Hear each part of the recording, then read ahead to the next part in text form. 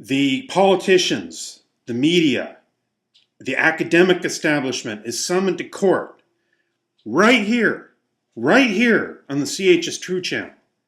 Yes, indeed, right here on the Continuum Hypothesis is True channel. Court is in session, and there's a particular reason why, and that is this is a day after the 48-year anniversary of what I would consider to be the greatest unsolved mystery, i.e., I almost said cover-up. I'm gonna kind of pull punches a little bit and just say snow jobs ever in American history. Now, this channel is dedicated really to mathematics and philosophy. It's not dedicated so much to politics, but as I've told my regular subscribers, I'm intending to maybe shift gears a little bit away from at least computational mathematics. But for regular subscribers and viewers, I want your input. I want, some of you really like the math videos. And so it is that if you do, I shall continue with them. But there are sometimes issues of metaphysics, and I would also say issues of politics that need to be commented upon. As I am sitting here right now, we are on the eve of Thanksgiving. Now, Thanksgiving for my Native American viewers might not be such a good day, and I can understand your perspective on that. I would ask you to consider, though, that it was a day that in its initial context did have Caucasian people and did have Native American people sitting down in amity. Now, I know you're viewing this through the lens of history, and through the lens of history, sometimes we have a tendency to project later centuries onto an earlier event. I do not believe that the Pilgrims were just chomping at the bit to grab land. I mean, I think that the actual social history of early colonization is more complicated than that. I would suggest reading Gone to Croatan, written by very left-wing anarchist sources with obvious biases. It will show you that there's a complex social history to whites, African Americans, and Native Americans in early American history. Definitely the elites wanted to promote this whole manifest destiny concept to aggrandize ever more land and to aggrandize ever more control. That's kind of, unfortunately, the way things go. However, it's my suspicion that ordinary yeoman farmers more or less wanted to live. And in a lot of cases, many of them were descended from people who lost land through land clearance and could see themselves in the same boat, really, as Native Americans, and in case of indentured servants, as African Americans. Unfortunately, in later centuries, the whole construct of race was created as a way to keep people separate.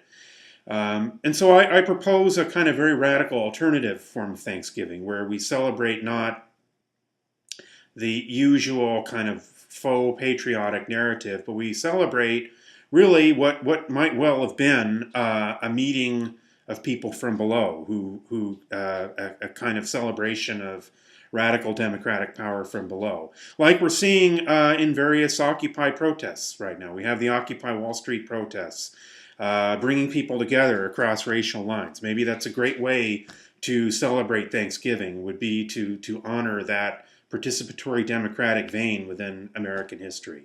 As noted, not just in Gone to Croatan, but historians like Stott and Lind and others who have written about it. Why do I bring this up? To the main focus of this video. I'm summoning the elite, not just the economic, political, military elites, but also the academic elites to court right here, okay? Because the Kennedy assassination really represented a turning point in this country. It represented a turning point in American history to where the public essentially was not only told that it had no right to know the whole truth, but has been systematically lied to for 48 years now.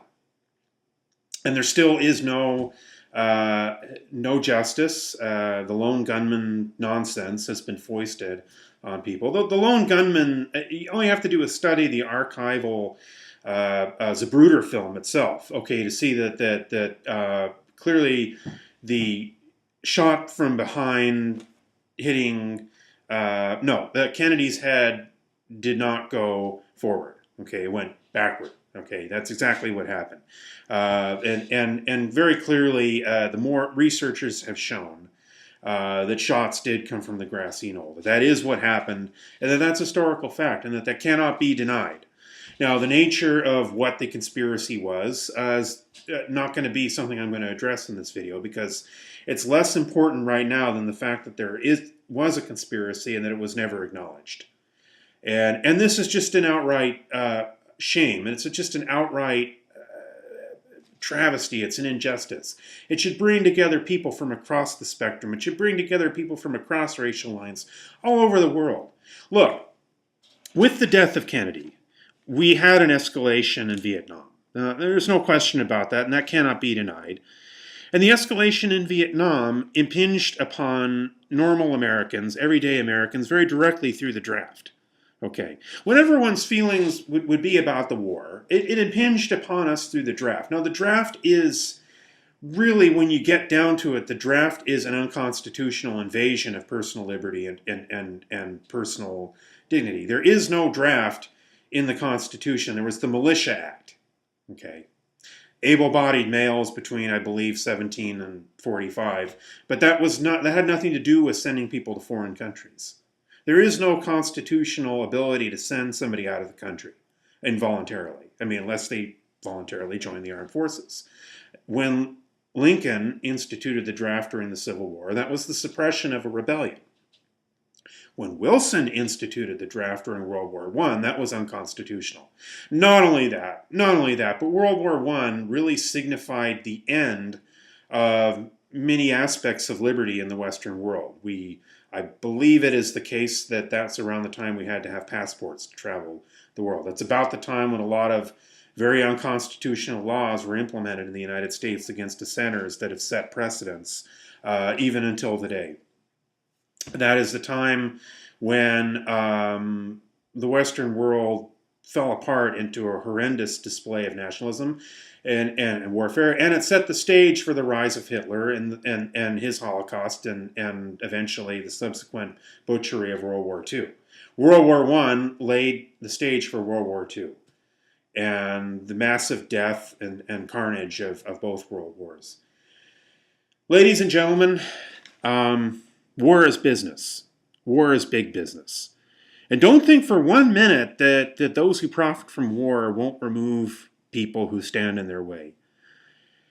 And while I'm not going to propose that as the narrative behind the Kennedy assassination, because I mean, let's face it, I'm not Anthony Summers, I'm not any of these writers. I don't have the knowledge that they have. I can't pull out all the facts. But I would say that Jim Garrison definitely uncovered something.